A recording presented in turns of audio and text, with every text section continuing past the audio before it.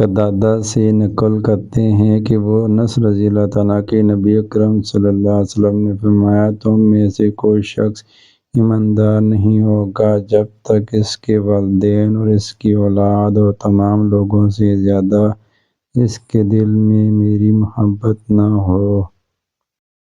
عبداللہ بن عمر رضی اللہ تعالیٰ سے روایت کہ رسول اللہ صلی اللہ علیہ وسلم نے فرمایا، اسلام کی بنیاد 5 چیزوں پر قائم کی گئی ہے۔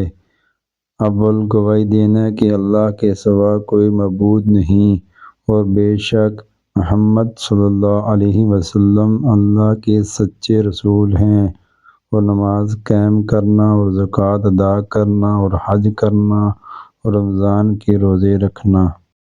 عبداللہ بن عمر رضی اللہ تعالیٰ سے ایک آدمی نے رسول اللہ صلی اللہ علیہ وسلم پوچھا، کون سا اسلام بہتر ہے؟